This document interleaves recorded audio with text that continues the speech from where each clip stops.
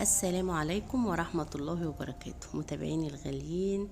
ازيكم عاملين ايه؟ يا رب دايما في احسن حال. احلى متابعين واصحاب واخوات بحبكم في الله. النهاردة هنعمل مع بعض بسبوسة جوز الهند بتاعت امهاتنا الجميلة اللي هي بقى يعني مفيش بعدها بجد. جميلة جدا، شايفين لونها وشايفين دوبانها، تحفة تحفة تحفة. طعمها حلو جدا. بتبقى كده طعم الجوز الهند فيها ما شاء الله. والسمنة البلدي بقى لو بتعملي بسمنة بلدي يعني بصراحة بيبقى في فرق رهيب في الطعم. دايبة جدا، شايفين بتدوب في المعلقة ما شاء الله، وطعمها حلو قوي قوي قوي. طبعا بتطلب مني اكتر من البسبوسة العادية لان ولادي بيحبوها جدا اكتر من البسبوسة اللي هي بدون جوز الهند. هنسمي الله ونصلي على سيدنا محمد ونبدأ نقول خطوات ومقادير البسبوسة دي ازاي. بسم الله والصلاة والسلام على رسول الله. أول حاجة نص كيلو سميد أو دقيق سمولينا، وكوباية وربع سكر، وتلت كوباية جوز الهند، وزي ما انتم شايفين اهو بوريها لكم، وكوباية إلا ربع من السمنة. أنا فكها كده على النار مسيحاها، وكوباية برضو إلا 3/4 برضو كوباية إلا ربع من الحليب. تمام. نبدأ بقى نشتغل. طبعا في كمان شربات هنحطه على العجينة، والشربات اللي هنسقي بيه. الشربات اللي هنحطه على العجينة هنعمل نوعين شربات: شربات خفيف هنسقي بيه، وشربات تقيل اللي هو بديل العسل النحل. لو عندك عسل نحل هتحطي معلقتين عسل نحل كبار. تمام. ما عندكيش هتعملي شربات زي ما انا هعمل كده شربات تقيل. الاول ده الشربات الخفيف حطينا كوبايه وربع سكر، كوبايه ونص سكر على كوبايه ونص ميه. تمام. وهنرفعهم على النار. اول ما يغلوا عصرة ليمونة وباكت من الفانيليا. تمام كده. ايه، كوباية ونص وكوباية ونص، كوباية ونص سكر وكوباية ونص مية. نبدأ بقى نعمل الشربات التقيل. هنحطهم الاتنين مع بعض على البوتاجاز. هنعمل بقى الشربات التقيل عبارة عن ايه؟ نص كوباية سكر وربع كوباية من المية. تمام كده. بس مش هنزود ميه علشان انا عايزاه تقيل. طبعا بنحط من جنب، انا نسيت اقول لكم بنحط من جنب الحله كده علشان الشربات ما يسكرش. هنرفع بقى الاتنين شربات دول على النار. بمجرد ما بيغلوا بنعصر عصرة الليمونة وبنحط الفانيليا. انا بقول لكم اهو، عصرة ليمونة على كل حلة وباكت فانيليا على كل نوع شربات. ونبدأ ننزل الدقيق السميد بتاعنا وعليه السكر، يعني المكونات الجافة كلها نحطها مع بعض. وهنحط كمان جوز الهند اهو، وهنقلب المكونات الجافة كمان. وكمان في رشة ملح يا جماعة، مش عارفة هي تيجي ولا لأ. المهم انا هحط رشة ملح زي بعملها زي ما بعمل الكيكة. وبعد كده ابدأ اقلب المكونات الجافة دي مع بعضها كده بالمعلقة اهو. حطيت رشة ملح وابدأ اقلبهم كده بالمعلقة، ولحد كده ما اخليهم خليط واحد، يعني اخليهم اكنهم كلهم داخلين جوه دقيق السميد. بعد كده ببدأ بقى احط السمنة، ابس بقى بالسمنة.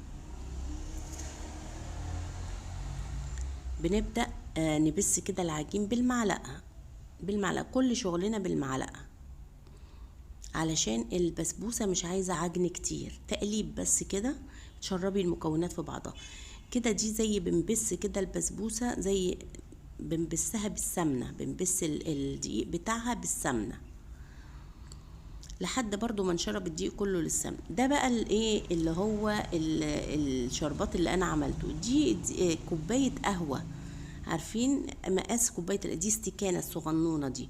انا طبعا كنت ماليه ايه نصها تقريبا، يعني حوالي معلقتين كبار من، يعني قد فنجان القهوه. حط بقى معلقتين كبار من العسل الابيض او نص كوبايه، نص الفنجان ده. ونضيف بقى الحليب مع الشربات اللي حطيناه التقيل ده او عسل النحل. ونبدأ بقى نلم في العجينة لم بقى، مش بنعجن خالص. بصوا بلمها، بحاول بس اشرب المكونات كده ببعضها كلها ألم بالمعلقة.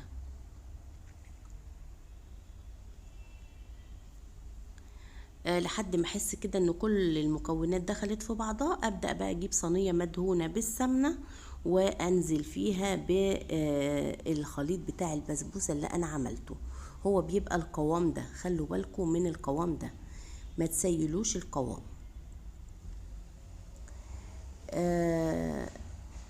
نبدأ بقى نفردها في الصينية ونظبطها كده بحيث ما تبقاش حتة اقل من حتة في الارتفاع، ميبقاش في حتة واطية فيها، يبقى كله مقاسها. في الحالة دي بقى ممكن نستخدم ايدينا عشان ايدينا هتظبط اكتر من المعلقة، ان انا اخليها متساوية بالظبط كده. ممكن تبلي ايدك مية وممكن لا.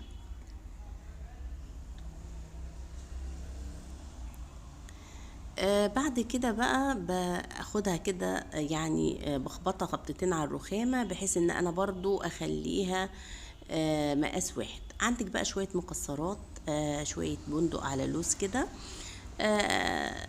هتبدأي بقى، هنبدأ نقطعها. طبعا ما عندكيش مكسرات ممكن سوداني، مش مفيش خالص، مش مشكلة. هبدأ انا اقطعها كده، احددها كده بالسكينة و ازينها بقى بالمكسرات اللي عندي، اللي هي عبارة عن بندق ولوز. عايزين تقشروه قشروه، مش عايزين. انا عن نفسي يعني بس تعملوا زي ما هو، المتقشر متقشر واللي مش متقشر مش متقشر، عادي جدا. نبدأ بقى نرصه كده، واحدة بندق وواحدة لوز لحد ما اخلص الصينية كلها. وابدأ بقى اكون محضرة الفرن بتاعي على 180، الرف اللي هو بعد اللي تحت، يعني ما يبقاش مباشر على الصاجة على طول. واول ما تحمر من تحت كده ابدأ افتح الشواية واحمرها من فوق كمان.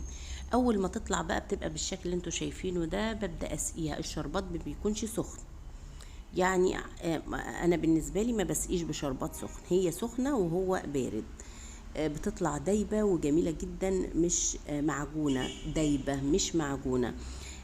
فطعمها بيبقى تحفه، بتبقى مرمله كده وتحفه جدا. ابدا بقى اسقيها كل ما تشرب كده، يعني بتبقى جميله جدا. واسقيها كمان لحد ما تتشبع خالص بالشربات. وبعدين بقى ابدأ اغطيها علشان 5 دقايق بس، علشان تطرى مع الايه، مع الشربات كده، تبقى جميلة جدا.